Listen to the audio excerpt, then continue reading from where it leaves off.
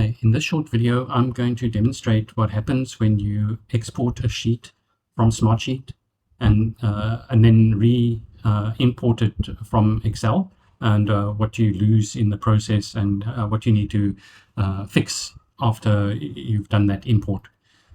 So in this case, I have a demo account here, and I have various workspaces. So in this marketing campaign workspace, I have a demo campaign folder, which contains sheets, reports, and dashboards. And so I have this one sheet called the demo campaign plan. This is quite a cool demo sheet because it has a lot of different properties of Smartsheet that we're most interested in. So for example, I'll start from the left. It has attachments and comments associated with the sheet and with the rows in the sheet. It has formatting. You can see different colors. The rows are different colors. Some of them are manually formatted, like these rows here, for example, with the formulas. It has different types of columns. So for example, this is a symbol column showing a flag. It has different types of columns. So for example, in this case, the status column is a drop-down list or pick list. So in this case, it has quite a few. It has 5 different options here. Although in the sheet so far, we've only used 3 of the options. And I'll show you why that's significant. There is a hierarchy as well. So you can collapse and expand sections of the sheet based on the hierarchy associated with the primary column. So this is the primary column, the task name.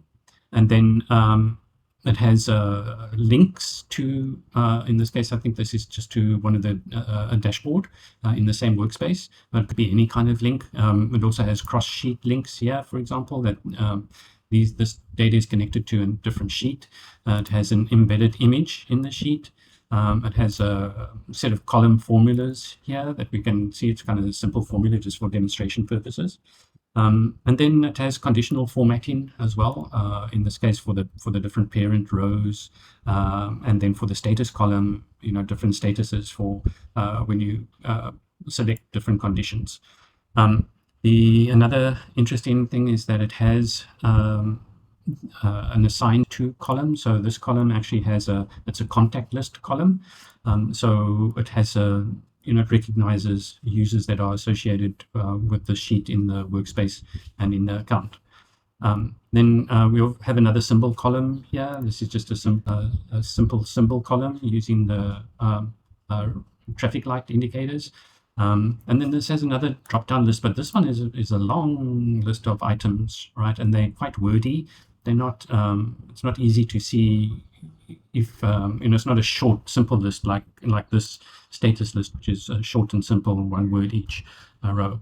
And then in addition to that, it has a few date columns as well. So these are dates, and then some data fields, and then some project related fields, as well as system generated fields such as created and modified fields, which we commonly do include.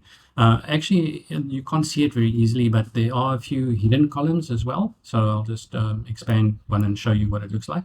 So there's a hidden column here. Normally, you don't notice it very easily, but so there are a few hidden columns as well. Great. So now what we want to do is, let's say, for example, we want to export a copy of this.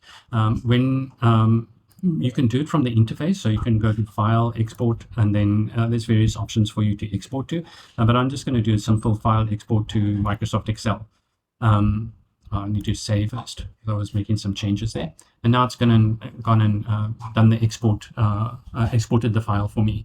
And we'll have a look at that in a bit. But before I do that, I just want to explain that solutions such as Smart Backup, our Shadow Copy solution, our high-speed offloader, they all use API calls for the Smartsheet API, using the Smartsheet API to perform similar functions, right? So there is also an option in the Smartsheet API where we can make a copy of a sheet like this and save it outside of Smartsheet. We can export outside of the Smartsheet environment, and then it saves it in this same file format. All right, I'm going to just go ahead and open it so you can see.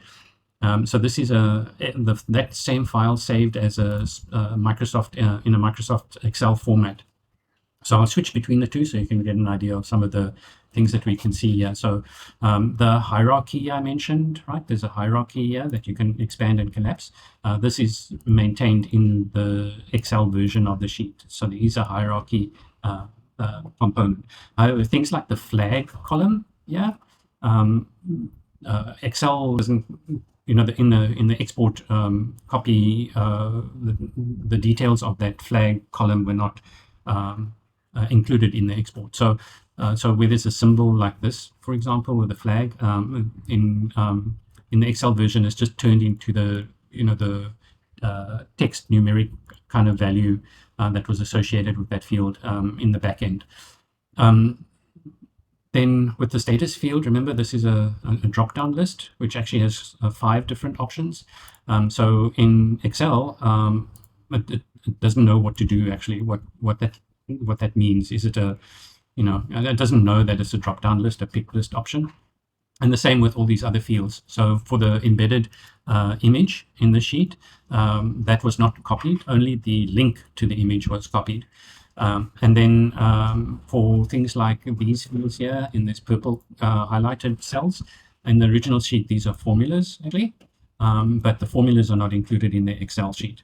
There is some formatting that is included, so you can see the blue lines, the blue background over here, the colors associated with the different statuses, the colored text based on different statuses in the sheet. Those were preserved, which is pretty good actually. And then the assigned to column, again, this Excel doesn't know that this is a contact in Smartsheet, right? It's actually a contact field. It just saves the raw data. There is one user down here that has an email address, so that might be interesting to see if it can be reused. But otherwise, it's just the raw data. Similarly, with this condition column, in the original sheet, this is a symbol column, and there's these traffic light indicators. So yeah, it's just saved the corresponding text value, not the actual symbol itself. And in a similar way, the industry column here, which is a long drop-down list with lots of detailed options, it's just saved the raw data. Same thing with the dates, actually. It has it saved the dates in date format, which is good, and the rest of it's just saved as data. Like for example, the created columns are just saved as the original data. So other things to note, it did save the comments actually. There's 2 comments in the sheet. These are the 2 comments here. There's one and there's one further down. So it actually saved those in a different sheet within the sheet that was downloaded, workbook that was downloaded. And then actually there's also summary fields associated with that sheet in Smartsheet. So it saved the data from the summary field. So the summary fields are here in this box on the right hand side menu, and yeah, you can see it's saved this data, although it hasn't saved the link. Remember there was a link actually in that one field, so it wasn't able to save that link. And the same thing in the actual Excel sheet itself, the main sheet, it didn't save the link details in that location in the sheet, which is highlighted over here. Also, there's no, it doesn't know about these cross-sheet references, these links, so this is the value that's saved here. Okay, so that's what that sheet looks like. I'm not going to save it here.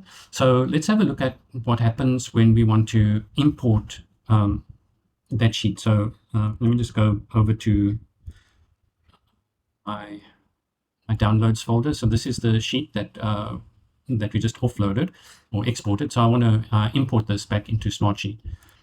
So I'm going to go back into my root workspace here, and I created a new workspace called demo just to separate these copies that I'm going to create. So I'll go to the create option, and then I'll choose import from Microsoft Excel. So now I'm going to choose actually that file that we just exported, and I'm going to say continue. So what it's doing now is it's analyzing that source sheet to see if it can figure out if there are column headers in the sheet, and yes, there are column headers, and it was able to figure them out, and it looks like it's saved them correctly. You have an option here to obviously change, let's call it import, change the name at this point, and actually you can change these column names as well if you want. The other thing that's important is that it needs to know, what is the primary column, what was the primary column. And interestingly, I was able to figure out actually from that Excel sheet that the primary column was this task name column. It's also showing, by the way, the hidden columns here that you can see. So they are in that Excel sheet. And then, we have this box to include formulas, but actually in that exported sheet, there were no formulas, but I'll just leave it on. So now we can go ahead and click import, and it will create a new sheet in Smartsheet based on the data in the Excel. So I'm going to open this sheet so we can take a look and see what kind of job Smartsheet did on importing the data from that sheet.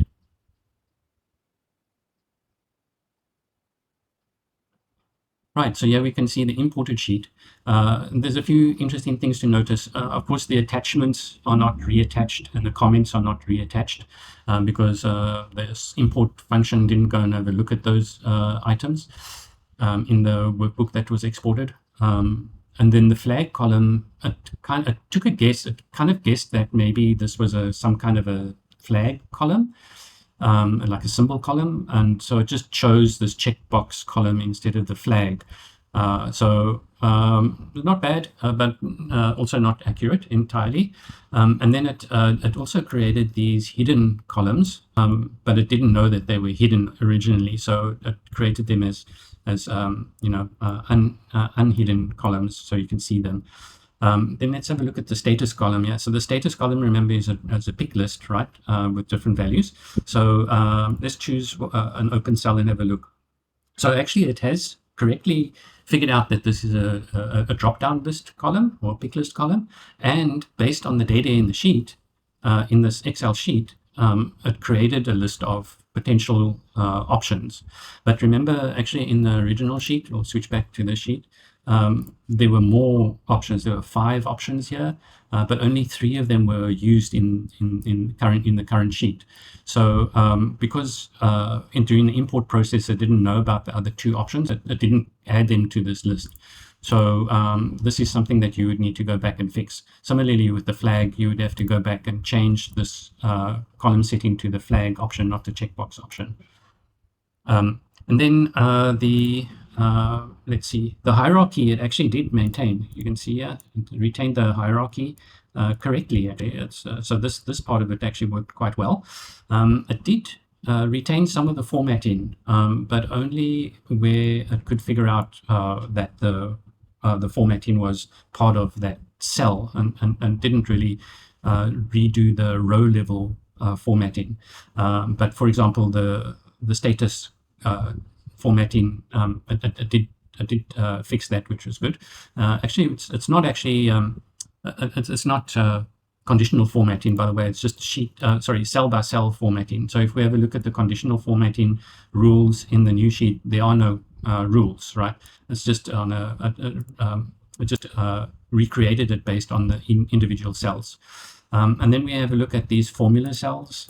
There's no formulas because there were no formulas in the Excel sheet that were imported.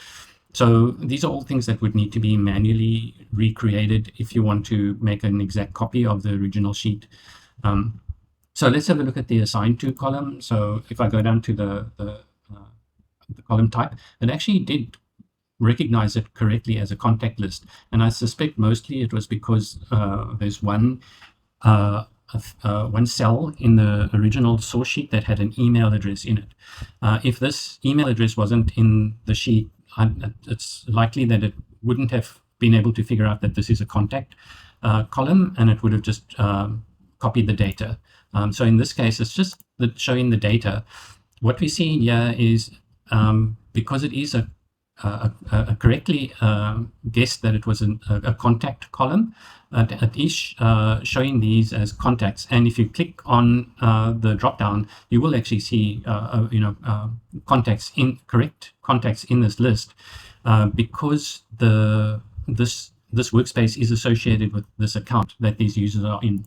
But actually in this case, it just knows about the raw data in the cell. It doesn't know that actually this was originally this Michael Jackson user with michael.jackson.eu@accuworkflow.net, right? So it wasn't able to reconstruct the real data. It just knows that this is a contact column. So these are things that will need to be fixed later. It was able to correctly associate the Daniel Hall option, yeah, because that actually was originally, it came over as an email address, not as an actual name. So apart from that, you'd have to manually go and fix these if you wanted to restore them correctly. The condition column was also another symbol column. It doesn't know actually that it just saved it actually as a drop-down list type field, not as a symbol field. So this one would have to be changed to a symbol field. But if you do that, it will actually recognize that the traffic lights are green, red, and yellow. So the data will still be valid. Another interesting one was this industry column. So remember, in the industry column, this is actually the source sheet. This is a drop-down list with a long list of different options, right? So in the recreated sheet, it did not recognize that was a drop-down or pick list column, and it's because it looks more like regular data than an actual drop-down list. So that's most likely why it couldn't really, and the list is very long. The original list is very long, right? So it wasn't able to see any kind of pattern to take a guess at guessing that this was a drop-down list. And then the formulas, of course, are gone. The dates look good, actually. The dates actually are date fields, so it recognized the dates correctly. So those came through okay. But any other references here in the project fields, like the duration, for example, these have just come over as like drop-down lists instead of part of the project plan fields as you would normally get. Something interesting, though, it did recognize these system columns. So created by, created, modified by, and modified. These are special system columns, and actually it did recognize them correctly. So this actually is a created by. I apologize. It's not a created by column. It's just called created by, and it's saved it as a drop-down list. And the same thing with the dates. Actually, it's saved it as a date column, but it's confusing because actually it looks like the system columns because it did bring the formatting over, so that light gray formatting. But actually, in the original sheet, if we go over to those system columns, these are actually locked columns, so you can't modify them, and they're special system columns, right? It's a created by column type. So again, in this in the restored sheet, you would have to manually change this actually to to a created by to the created by column. But interesting, I mean, you could actually, these might be useful, right? So you could rename this to created by original, and created original, say, for example. And then you would have the original created and modified, and do the same for the modified as well. Then you'd have the original dates, because actually I can still add, if I do insert to the right, I can actually add those still because they haven't been used in the sheet yet. And then it will generate the new system column. Okay, so I think you can get the idea. If we go over to the summary fields, there are no summary fields here because it doesn't know about those that extra sheet in the workspace, in the workbook that was imported. So as you can see, there's Smartsheet kind of takes a guess at figuring out what some of the columns are, and it takes a guess at, it brings over some of the formatting. So it does a little bit of that, but actually in the end, when you do this type of import from an Excel sheet that was exported, there's still quite a bit of manual work that will need to be done to get the sheet back into the original condition, if that's something that you need to do. Okay, so that's it for this demo. Thanks for watching.